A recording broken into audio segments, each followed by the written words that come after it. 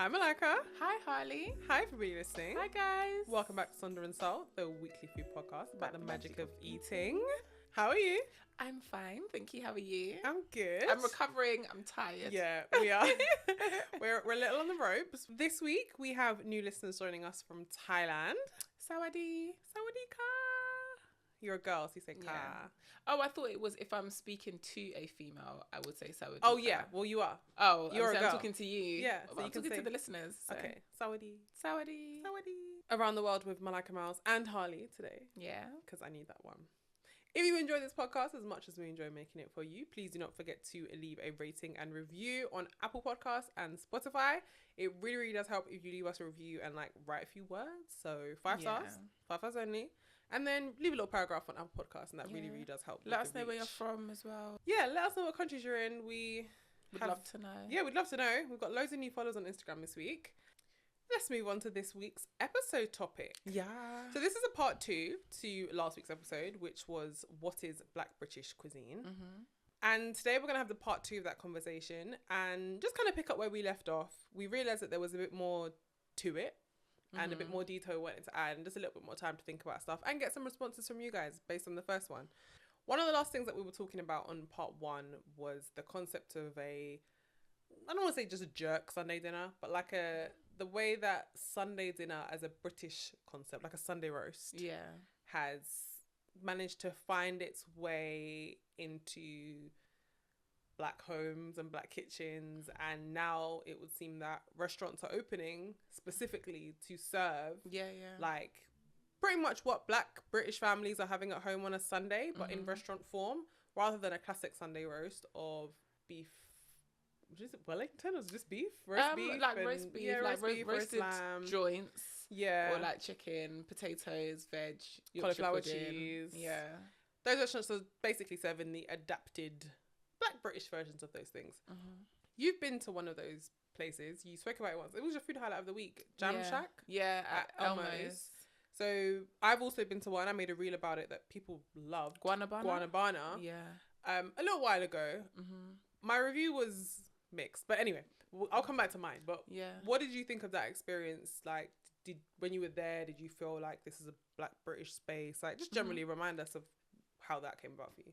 So, yeah, it was going viral, I think, that one, because there's the one at Bustermantis in South London, but it's just a little bit far. So I actually I've been trying to go to Bustermantis probably since before the pandemic. Really? Yeah, it was on my list because they used to do it and I just never had much buzz. It wasn't really a thing then. Okay. So Elmo's is not too far from me. So when Jam Shack popped up there, I thought, oh, let's go and check it out. So we went round there. Overall, it was a pleasant experience. There was things about it that I didn't necessarily love or I felt could have been better. But I think it is nice to be able to go out and have a Sunday roast that has something a little familiar is the word that I'd use. Something a little bit familiar. I think there are times when I would like just a traditional Sunday roast with the traditional elements on it and just like a very neutral gravy, good roast potatoes. Yeah. Don't really double the Yorkshires because, as you know, those bad boys are not gluten-free. But like a good cut of meat. Yeah. Parsnips. Yeah, quite simple. That to me is quite simple flavours. I don't know if simple is the most appropriate word, but I don't find much complexity in the flavours and the seasoning. The meat is probably got like salt and butter on it, salt and pepper and butter. So I did appreciate I think I actually had the lamb. And the lamb was quite good. It had if you stew something, when you make stew chicken, it had that kind of flavour profile in the gravy because they probably have used I don't want to make the assumption that it's all purpose, but the complexity of a all purpose seasoning. Okay. And then it came with potatoes, rice and peas, of course. I'm not a big rice and peas with kidney beans type of person, but the rice and peas, I love a gungo. But the rice and peas, it had good colour on it. It wasn't bad rice and peas. And then the desserts were, Caribbean inspired. I think there was a banana cake with custard, which we didn't love because it tasted like artificial banana flavouring. Okay. But yeah, I spoke about it and I can't remember what episode it was. And I think I shared it on my story. And overall, in terms of that being on offer and the availability of it, I think it is nice. But I do think it's a different experience from a traditional Sunday roast experience. They're two slightly different things, but I like it. I like the fact that this is not something that just popped up yesterday or somebody had this bright idea. It is things that people actually like and experience at home. And so when you're going out to eat, I think we actually spoke about this probably in like Jamaican food versus the world. I can't quite remember, but it's about not necessarily being innovative, but sometimes when we want to go out and we want to celebrate, if the only way that you can celebrate, the only way you can enjoy your food is in a takeaway, you're never gonna pick it as an option when you're celebrating a birthday or you're going on a date or it's an anniversary. So it's nice that these restaurants or these food establishments are providing this offering in an environment where I can actually get dressed up and if I want to. Yeah, it can be a thing. Do you know what I mean? So I like that about it. I felt the same about Guanabana in the sense of I love a roast dinner. One of my food resolutions of the year, if you haven't listened to that episode, was to have more roast dinners. Yeah. So I think that's actually why I ended up going to Guanabana, or maybe Guanabana inspired that for me because I won't cook a roast dinner as someone who lives by themselves. It's just not making sense. It's just not making sense. I'm not going to make a roast dinner. I'll cook on a Sunday. I don't have a problem with that. But I'm not going to do everything. I'm not going to have everything I want out of it. So to go to Guanabana and have everything I want just because it's a roast dinner, but then also have it, I like the word that you use, familiar, in a flavour profile that is familiar to me and that I understand. Sometimes you can go for these Sunday roasts that are very classic, like you said, or you can go and it's like... I like that word, classic, because simple is not necessarily always the most appropriate word, but it is like classic. But sometimes you go and it's like, no, it's chicken and capers and lemon butter and all these kind of things. I'm like, yeah, sure, but it's not giving home, you know, it's giving restaurant. Yeah. Whereas I do find that the Guanabana-esque type places, they give you something that you could make at home, but you just don't have to. And I like that. Exactly. Yeah. Sometimes I think that was when I was going through like my brown eagle phase, when I was like number one customer who was shouting at me, giving me every deal possible because I was always on there. It's the familiarity and the craving of something, but just not having the time, the energy or the capacity to cook it myself. Yeah. I want something specific in a specific way. And I know they're going to be able to give it to me. Yeah. Sometimes I want to go out. I don't want a takeaway. I actually want to go out. I want to go out with friends, etc. And we want to experience something quite particular. I mean, you don't always have those options. So, yeah, I really like it. And how well do you think those places represent, like, the Black British experience? I know we're talking about two, like, Caribbean-focused establishments. But let's just talk about that. That is our experience. How well do you think they actually represent that? I think they've done a fairly good job. I think most people... There's still a bit of winner Avdatism. Do you know what, though? Do you know what? I think the winner have that type thing, it's how you manage it. Because most restaurants that are conscious of like food waste and those types of things, they will run out of things throughout the day. Yeah. That's just the reality of the situation. I think running out of something at 1 p.m... it's not really acceptable when you opened at 12. Yeah. Always being out and never, ever having like full availability of anything probably means you need to take certain things off your menu. Something's not working. And I think it's also about how you communicate it. And it's this, sometimes with our establishments, it's this defensiveness of, oh, we don't have it. But it's like, no, but you should. Because your menu's got 50 dishes on it and you've only got 4 ever. Like, I've never been here and you've got more than that. So... when it comes to like restaurants and depending on the time that you go there, because I've been out for a roast at like at a pub, and you know that if you get there at 4, the chicken's done. Yeah, that's true. The chicken's done. True, we've only got lamb and we've got pork, which is weird because to me the winner of that ism is actually quite quintessential to the Black British experience. Yeah, because I can't say that happens to me when I'm in Jamaica. Like, generally they have everything. What they say they have.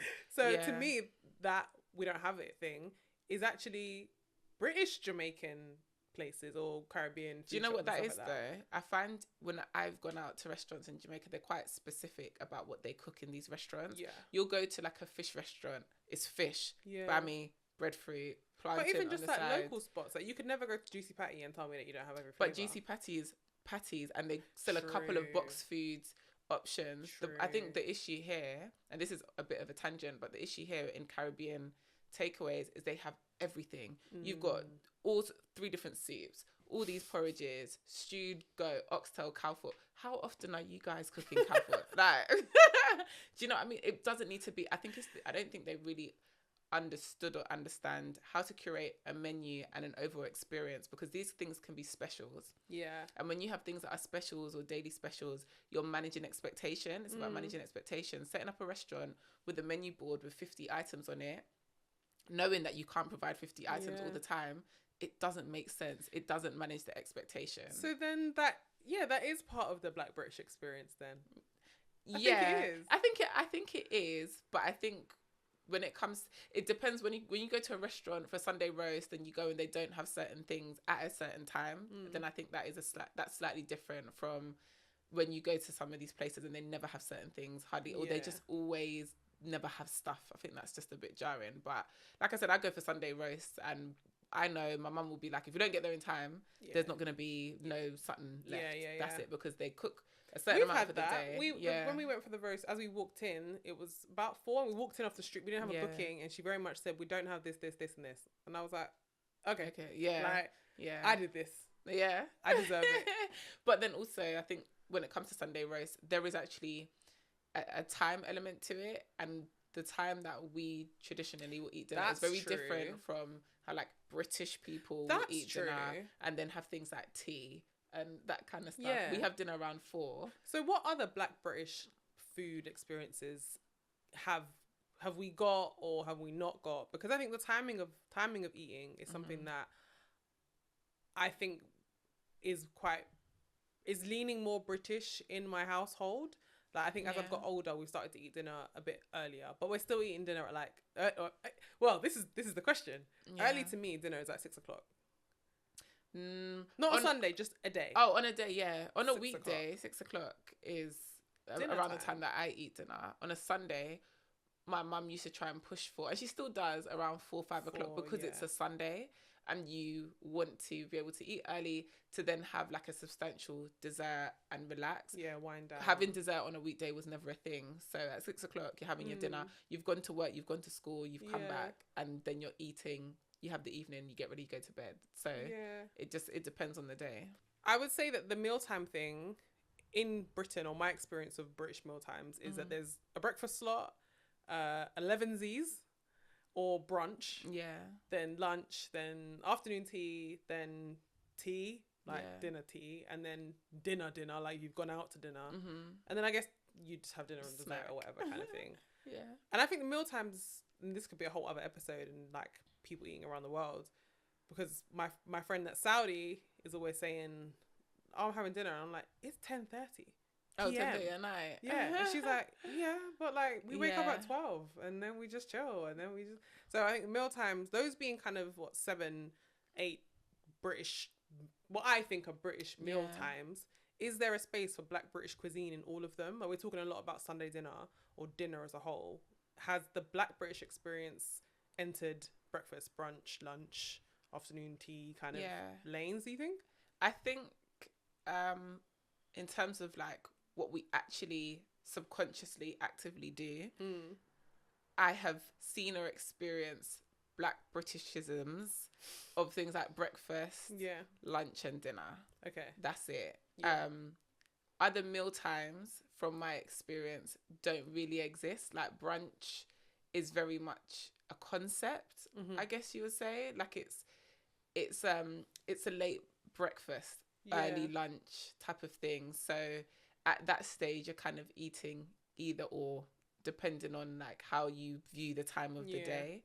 I would say, most people are tweaking breakfast, they're tweaking lunch, and they're tweaking dinner. But I have seen recently, like, there is like a Caribbean afternoon tea I've seen floating around. Really? Yeah, I don't know exactly where that is. I have seen it floating around on like TikTok. Because I was just thinking, what would that comprise of? Because if it's just banana cake, right? Probably like, well, do you know what? I don't know what it actually comprises of, but for me, it would probably look like things like the thing. This is, again, the conversation we had last week was very much about the fact that being Black British is it's made up of multiple different ethnicities. Yeah, of course. There isn't like an overarching Black British identity beyond the fact that I'm Black. I identify as Black within my nation, and I am born and raised, or I have lived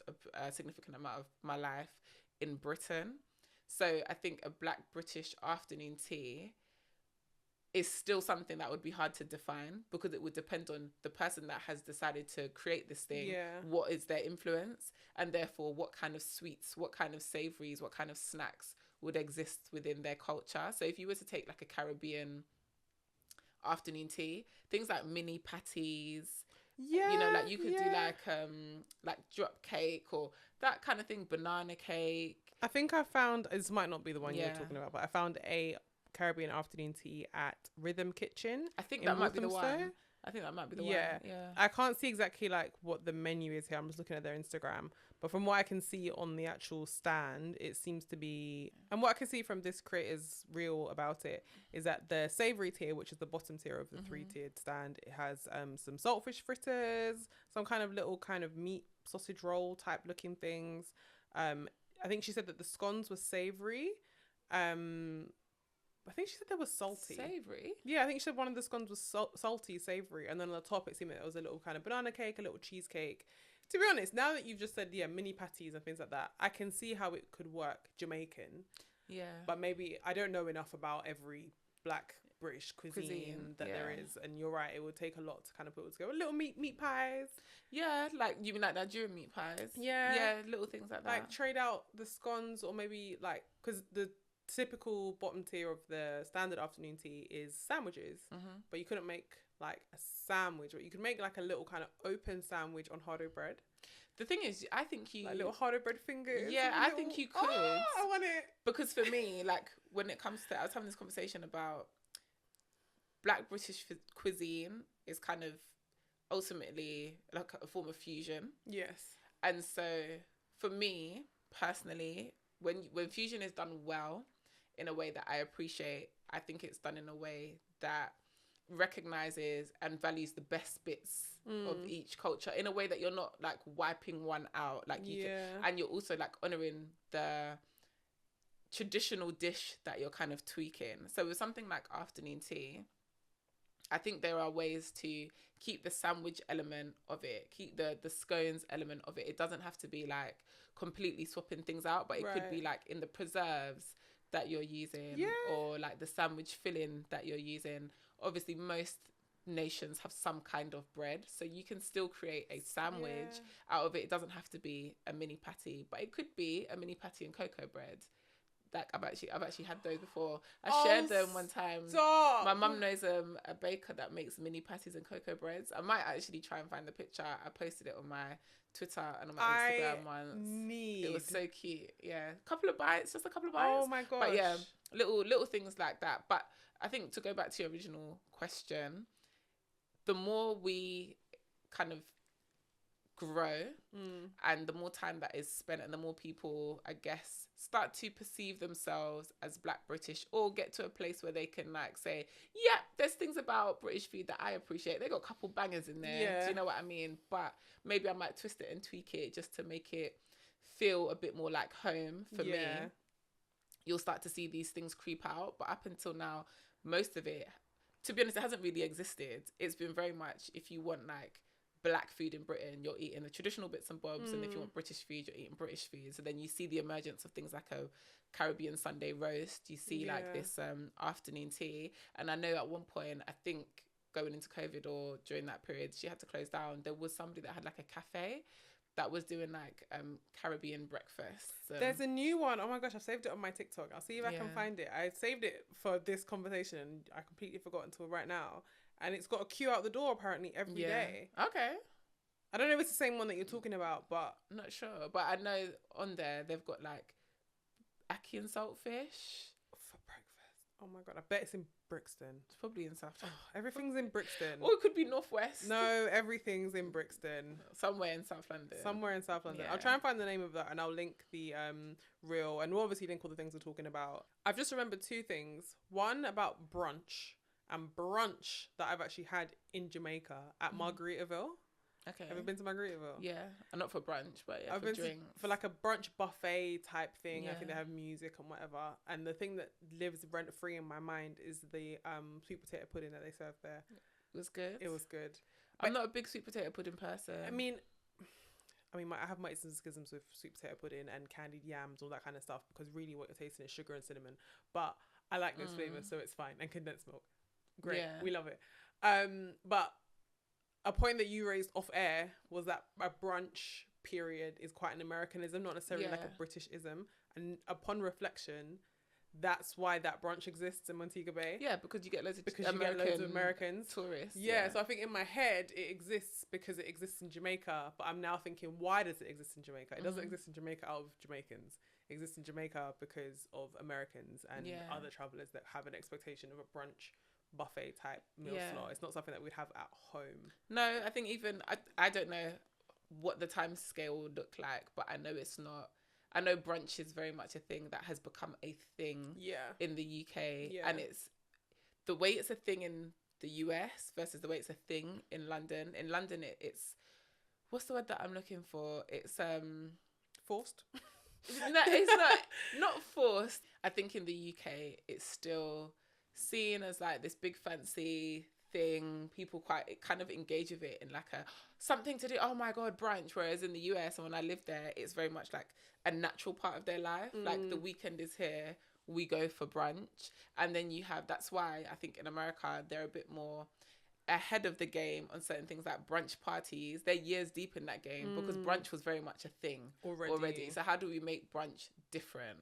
In the UK over the last few years, I think I'd probably say from around 2018, 2019 is when you started to see things like bottomless brunch, brunch parties emerging and day parties and that kind of thing, and linking it in with brunch. Brunch is still in a space where it's still met with all of this kind of like awe, and it's still seen as something like really different and fancy to do. In America, I think it is very much a part of the culture. You do brunch on the weekends. You just do. That's what you do. Yeah, exactly. So I think when it comes to the Black Britishization, I'm making words up, of things like brunch, it will get there, but it's definitely not that.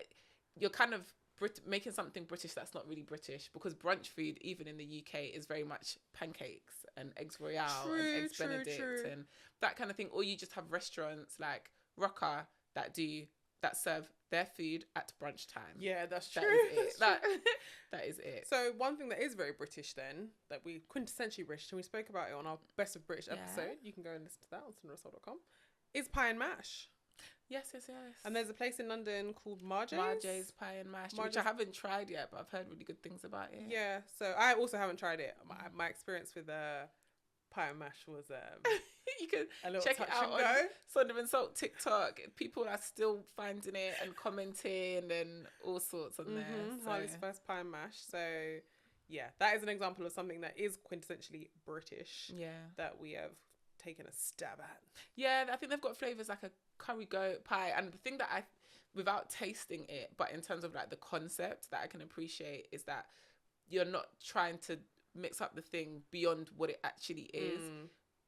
The pie crust is very much a pie crust. Yeah, it's the filling. Yeah, it's the filling that kind of changes, but there's things about it that still remain or make sense. Yeah. So you can still recognize that it is a pie, but you can see where the influence actually comes in. You're not. I think for me, maybe where it would be a bit too far is if you're making a pie out of a patty crust in a pie shape. Do you know what I mean? It's just like, it's not a pie anymore, but a traditional pastry crust, there's no need to refix that, because that is good. Yeah. But what you want to fiddle with is like the insides and the filling. So okay, we've just mentioned a little bit about the Black American experience, and we spoke more about that on part 1 if you haven't listened. So in terms of the Black British experience and Black British cuisine, we put this to our listeners and people on Instagram last week. What question did we ask? We asked, do you think there is a Black British cuisine? Because obviously the conversation that we had in part 1 was very much around that, does it exist? Like, and just the fact that if there is a culture that exists, part of culture is food, therefore what is this cuisine that exists? But then we acknowledge that to be Black British, means different things to varying different people just because of the landscape that we have here. 30% of people, when asked, do you think if there is a Black British cuisine, said yes, of course. 30%. Yeah. So how we break it down is yes, of course, no, we don't have one, or I'm not sure, what would it be? Okay. So 30% said yes, of course. 20% said no, we don't have one. Okay. And 50% of people said, I'm not sure, what would it be? Which is, I think, where we kind of ended last week, where it's very much like, there's something there, but what would it actually be? How would you actually define it? So I think there's a recognition that not sure what it is, but if we're here and we've been here and we're existing here, and there's cultural elements that are quite clear to us in terms of like music, fashion, these types of things, not really sure what it would be defined as, which is why we kind of said if there was a Black British cookbook, it would be a very thick book. So let's go back to that then. Now we've had a little bit of time to think about it, what our contributions to the Black British cookbook would be. And this is not to say this is the entirety of the Black British cookbook. As we said in part 1, it would represent people from every Black country and diaspora across the world. But from our experience, if someone said, you guys get a chapter, what would you put? What's the first thing that you'd put in it? In no particular order, but what would you put in it? Right, I think the first thing that I would probably put in there is a full English. A full English in there. I think because a full, even when you go to the CAF, there is a traditional full English, but then there is like a what do you call it? There's CAF a few breakfast. Yeah, there's a few different options. There'll be like number 9. Yeah, number 1 will be like full English. Number 2 will be like veggie full English. Number 3 will be like builder's brekkie. Yeah, and it will be like the express version. Exactly. And then there'll be a version with more eggs, or there's always a version with no black pudding because not everybody messes with black pudding. Even though that's in the classic, there's always a version without. But I'm surprised you said that because you're not very pro pork, and to me a full English is very pro pork. Well, that's it. Do you know what I mean? I'm not. But I think that's why it's a full English and not a full English. It's my bad. Yeah, it's a full English, and so you're pulling different elements of the breakfast. Okay.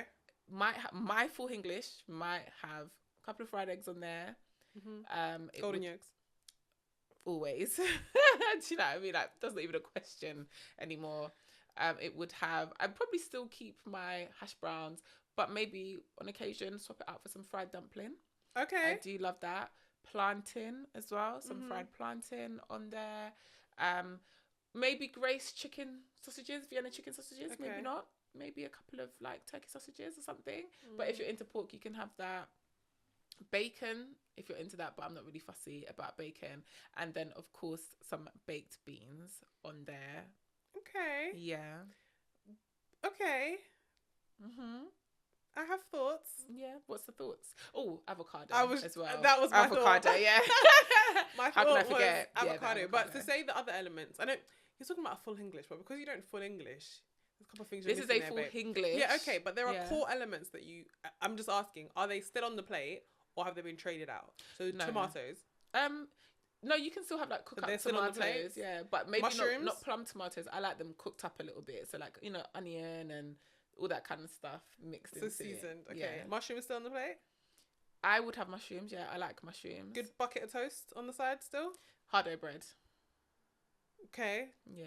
Substitution because it's white. It's white bread. Yeah, fair enough. Yeah. Fair enough. I wouldn't do cocoa bread. I think that's taking it too far. But I think sweet. Yeah, but I think hardo bread on the side, definitely. And then good cuppa, yeah? Yes, so, do you know what I used to love? Especially when I'd go to Jamaica, my dad and my mum used to give it to me all the time. Mint tea with condensed milk in it. Oh, I absolutely love that. But then even like a good English breakfast tea, but with sweet milk. So that would be the tea that would be serving in with my full English. Okay. Yeah, but I love, oh gosh, the condensed milk. So there'll be one page full English, and then at the bottom of the recipe notes, it will say, serve with English tea, page 75. So at the bottom of the recipe notes of that, it will say, serve with the sweetened English tea on page 75. Yeah, exactly. Okay, cool. Okay, I'll vibe with that. I will cocoa tea. But that's what I thought you were going to say. Yeah, but I prefer mint tea, like fresh mint tea with sweet milk in it. I love that. My dad loves moringa, like moringa tea. Okay, not bad. Not bad. Not it won't go. Yeah, it won't go. My thing, it won't go. Yeah. I will have another sub note on your full English page, and I will say, it will say 200 grams beans recipe. Oh God, my back is tearing out. Right. I will have another note on your full English page, and it will say 200 grams beans. See recipe, page 405. And it will be seasoned baked beans. Yeah, so my baked beans would be seasoned in my full English too. My seasoned beans, and I think I still like them exactly the same way I always have, which is just onions and loads of black pepper. Like just so much. We spoke about. Did we share our little recipes before? Am I making this up? I feel like we did. I think maybe we did on Best of British, and maybe when we were talking about it then. But a lot of people have beef with baked seasoned beans, and they're just like, "What are you doing? It beans is beans. Beans is beans is beans." And beans is not beans is beans is beans. No, it's not. And I'm not gonna speak for anyone else's cuisine here, but Dishoom serve a Bombay breakfast, which is their full English riff, and their beans, their masala beans, are so good. Really, like really good. Is it beans with garam masala in it? It's. I think they actually make them themselves, so it's not actual like Heinz beans. It's haricot. Beans. I think it's haricot beans. Okay. There's coriander in there, like fresh coriander in there. Why are you just screwing up your face like that? I'm just trying to think it through. I haven't tasted it. Okay. Well, I took you to Dishoom once and you didn't love it, so I'm not taking you back. I meant to do Dishoom breakfast because even when I had my little feedback on my story about Dishoom, a few people said it is what it is. That place ain't it. And some people said that no, go for the breakfast. The breakfast is much better. So I'm still open to try it. I think I started with the breakfast. And I just enjoy the rest of it. We've spoken about this before, but seasoned beans is definitely on my list of the Black British cookbook. Yeah. What else have you got in there in the Black British cookbook? One thing I would probably add, which I've seen become quite popular, is like jollof quinoa or jollof bulgur. Oh yeah. And I think when we think about like the Black British experience, last episode we talked about like the demographics and the placement of the majority of Black people in the UK, and they tend to be in places like London and other major cities. And so a part of growing up in a city, a metropolitan city like London, is that you have the diversity of cultures, and so you're exposed to so many more things. And I think particularly within the Black community that I'm a part of and the people that I know, things like bulgur wheat, that exposure has come through Turkish food. Yeah. That's what that is. Yeah. And so I remember when Caravans was popping off, maybe when I was about 18, I was probably like 19 I think at you're the right, time. yeah. I was probably like 19 at the time. All of our teenage birthdays where our parents would drop us off or let us go by ourselves would be Caravan. And this is when you would get the full platter for 15 quid. What the hell? Like now they're like £45. Are you kidding me? I swear it's expensive now. It's crazy. Are you kidding me? £15. It was such a deal. We could not believe it. That's why people were banging it out. I think we used to leave out with £20. Yeah. I'd say to my mum, "Can I get £20?" She'd be like, "Is that it?" I'm like, "Yeah, because we're gonna split it and we're gonna have loads and you're gonna have leftovers." Like it was crazy. But Caravans, and they would do like the bulgur, and it's cooked in like a tomato based sauce. And I just remember loads of my Nigerian friends being like, "Yeah, the Turkish meal was crazy, and they got this like jollof thing, but it's not spicy." They got this jollof thing, and it's not like the jollof rice on the side, and it's not rice, like it's little bits and whatever, and it was bulgur wheat. And so I think that there was like this this feels familiar, but it's something different. But I could probably make this very much like what I want it to be, and like put just my own spin on it. And so I know a lot of people appreciate, especially in a bid to be more healthy and to move away from eating so much rice. I eat a lot of bulgur. Well, I was eating a lot of bulgur wheat until you told me that it was actually wheat, and I was like, "Oh, right, gluten bomb, it will mash me up." Yeah, but I was doing it as close as I could to how they do it in Turkish restaurants, and I was like, "Oh, I think I've got it." Like I googled it, kind of, I get the flavor profile. I've never done jollof bulgur, but as I was making it, I thought to myself, "Yeah, like you could do this to anything." I think one time I was making a curry, and I did it with like cumin, how I do like cumin rice. Yeah. It was alright. It was okay. I think the thing that's better about cumin rice is that cumin is the same shape as rice. Yeah, okay. Because it made sense in my brain. I guess the feel sometimes, depending on what you want to experience, it is shaped differently, which affects the feel in your mouth. But yeah, a lot of people like jollof bulgur, and then in order to make it like gluten-free, jollof quinoa. Someone that does nice jollof quinoa is Chuku's in Seven Sisters in North London. One of their signature dishes is actually like the jollof quinoa. And so I think, to me, that is a good representation of Black British food, where you can see the traditional elements, but then you can also see like the exposure by the diversity of culture growing up in Britain, what people have been exposed to and been able to then adapt their foods in that way. I don't know if we never existed here, if you would see things like that. So I guess it does. It's about what's available in our home countries too, the flip of that. One thing that I'm not sure is available, well, I know it's available back home, which is turkey. To me, I don't know if this is true, but to me, turkey is just very British. It's just a very British thing. It's Christmas dinner, and then it's like when I'm trying to eat more protein, I'll get a turkey mince or turkey whatever. But I can't say I've ever eaten turkey anywhere else in the world other than here. And that's not to say that I don't think it exists there, but to me, I don't think I've ever eaten it there. To me, it just feels extremely British. I think turkey wings is very American. I think it's like quite maybe southern. I say this not knowing too much, but when I've gone to New York and I've gone to Caribbean takeaways in New York, they tend to have like smothered turkey wings sometimes on the menu. So turkey wings for me is very much an American thing, and I started eating turkey wings a little while ago because the kitchenista kept cooking it, and I just thought, I love the flavour of like turkey sausages and turkey burgers, and I thought, let me try it. My butcher had it, and so then I became obsessed with turkey wings. So I've created this. It's not something it's something I've had, but not something I've really had, which is jerk turkey wings. And I say that because I've had a jerk inspired, jerk flavored, non-smoked oven jerk Christmas turkey before. My mum's done, which we spoke about on a couple episodes ago. But I just thought there's something about jerk, that wings and chicken and chip culture in the UK, and 3 wings for £1, and just general like how could we take that element of like British food and make it, and combine it with the turkeyness and make it a little something, maybe some kind of jerk turkey wing and chips, or I think even like chicken, like the fried chicken wings, how it's fried and how it's seasoned. I have that as well. There's a recipe in Motherland, one I haven't made yet, but it's for Melissa Thompson's curry fried chicken, and that could work. Like, instead of a KFC hot wing, it's got a kick to it. It's spicy, but it's curry. Like, it's Jamaican. It's yellow. Yellow wings from Better Pack Curry Powder. Like proper yellow. That's a vibe. I think one thing that works quite well is jerk chicken and fries. In the UK, that seems to be quite a popular combination. I think when you're at street food type markets and that kind of thing, loaded.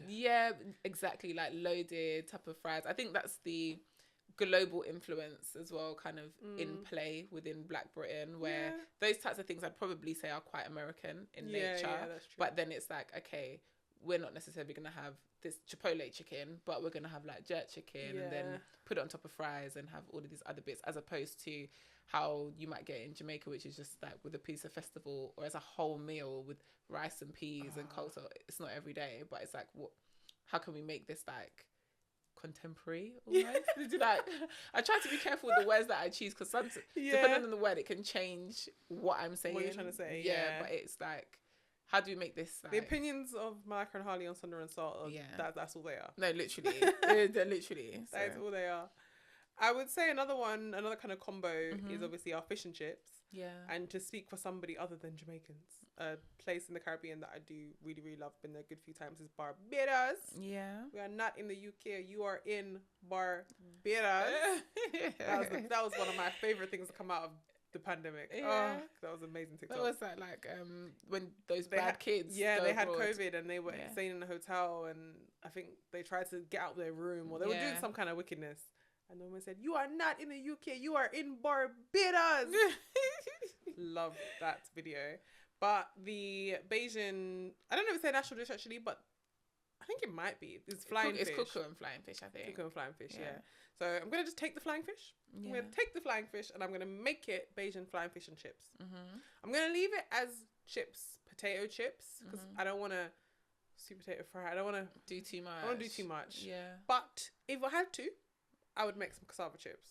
Okay. If I had to. I feel like cassava is a good substitute for potato. I do think cassava has a particular flavour. Yeah. Boiled then but fried, in terms of salted. texture, I think cassava, when it's fresh and it's not too stringy and old, has got a good texture against potato.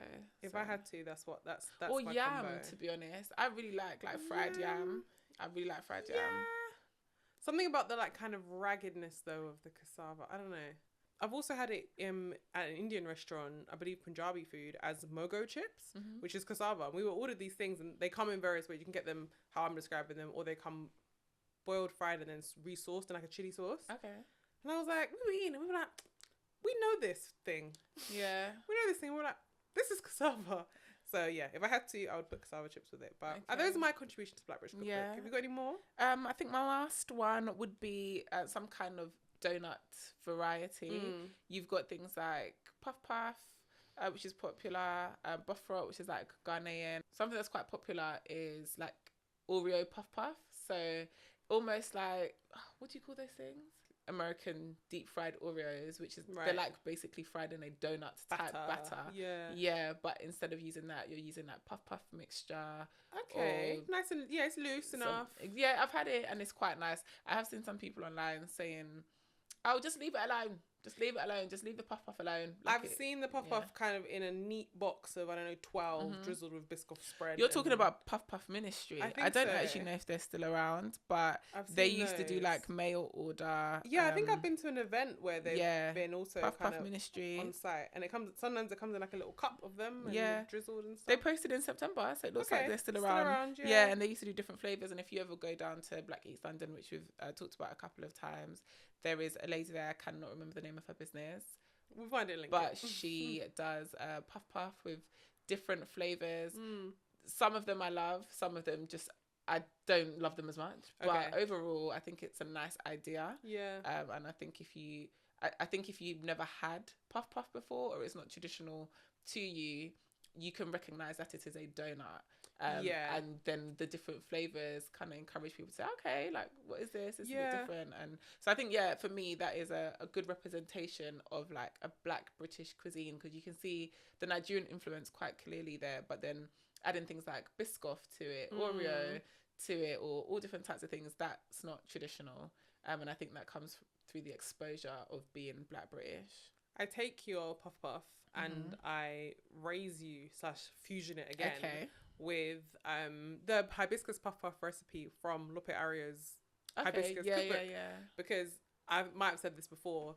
When I saw the book was called Hibiscus and the hibiscus recipe, I was like, oh, hibiscus, that's a national flower of Jamaica. We call it hibiscus, but then we drink it and call it sorrel. Yeah. So there's another angle of it being more Black or owned by more people with another flavour combination of being like, oh, hibiscus of Jamaica and then / hibiscus of West Africa. And these little British donut things that everyone can enjoy. But yeah. Is there anything that you're not wanting in the book? Is there any Black British combination that you can think of that you're like, no, that's just not, no. There is no like established combination that comes to mind. I think when reviewing entries for the Sonder and Salt Black British Cookbook, things that I will not be letting get through is some of the fish and chip variations that I see. Did mine get in? Yeah, sure. I think for me, what people choose to do is kind of what people choose to do, and what sticks, and what the majority gravitate towards too, kind of is what it is.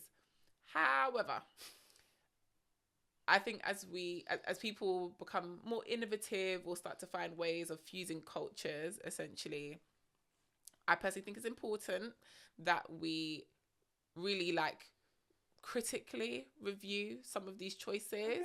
So when I see like Caribbean fish and chips and it's like fried plantain bits with like overly seasoned fish in a batter, I'm like, this is not this is not fish and chips. Like, this is actually not a chip. This is fish and fried plantain at this stage. Do you know what I mean? And we don't need to call it Caribbean fish and chips. I understand. I guess this is what Melissa was kind of talking about. People just throw Caribbean on anything. It's absolutely not necessary. I think there's ways to to do it. It might be the way that you fry the fish. It might be the inclusion of escovitch, or like in some West African places where they pepper the fish. And do you know what I mean? Or even the fish itself. The different types of Tilapia? fish. Exactly. It might not be cod. Exactly. It might be cod or haddock or place or whatever. It might be something. It might be something else. So I think some of the gimmicky fusions, for me, I don't think are necessarily representative of Black British food. Yeah. I just think they're just gimmicky. Yeah. That's what I think, and I wouldn't include those ones. If you like it, I love it. I was gonna say, because some of those Yeah. types of things, not to name any names, some of those type of things are coming out of Black British establishments and Black British kitchens and stuff like that. So they do exist. If you like it, we love it. I think on TikTok, there's so much rubbish Yeah. on TikTok. You kind of have to be careful. I saw a video the other day of somebody making a jerk chicken shepherd's pie, and it was Shepherds and lamb. yeah, a jerk chicken, a jerk chicken shepherd's pie, and I just thought, this is nonsense. I can't lie to you. Like, first of all, it don't even look like it hits, and this is just nonsense. You've overly seasoned jerk chicken. You fried it in the pan, and you've added gravy. Then you've added red stripe, like sautéed. Okay. Then you've added red stripe, but it's not on a grill. You didn't need to add the red stripe. Like, you're doing anything right now, mate. And then Jamaica buzzwords, just red stripe, anything. pimento, Scotch bonnet. Literally. Then you've added like frozen peas and this and that, and then It's some a no. like, It's a no. mashed potato on top, and it's just like, it's not a shepherd's pie, because for me, we eat lamb in Jamaica. Yeah. So you really could do like brown stew lamb, mince, and then put the potato on top. If you want to mix the white potato with a bit of sweet potato for a bit of flavour. Fantastic. Like, don't get me wrong, I love a shepherd's pie. Yeah. And I might even have one tonight. But Are you going to make it? yeah. Oh, all right, sorry. Where would you buy shepherd's pie I'm from? just asking. You can get from Marks and Spencer's, babe. What are you talking? Oh, right. Yeah. No. But what I was gonna say is, all of the British dishes that I just genuinely enjoy, I riff them. Yeah. Like, I'm not gonna put them on a menu though. But in my house, how I'd cook a shepherd's pie is not gonna be how BBC Good Food simple shepherd's pie is gonna be cooked. There's gonna be a little sham, a little sprinkling of this or that, which is fine. Which is fine. But it doesn't have a place in the Black British Cookbook, no? I think if somebody is able to develop a recipe, like actually, and I'm pretty sure we've said this in one of our early episodes about like recipe development, and that actually being an art and a thing to develop a recipe. There are recipes that can be developed that pull on these different cultures in a way that creates a dish that makes sense. Yeah, you're right. Jerk chicken shepherd's pie, it don't make sense, and I don't think it has a place in the Black British Cookbook, unfortunately. Okay, my last point is a thing that I don't think belongs in the Black British Cookbook, and that is in the desserts category, which is my life. Yeah. I don't want what? I don't want things to just be traded out for pineapple, mango, and banana. Okay. Like, I don't want pineapple, mango, banana crumble.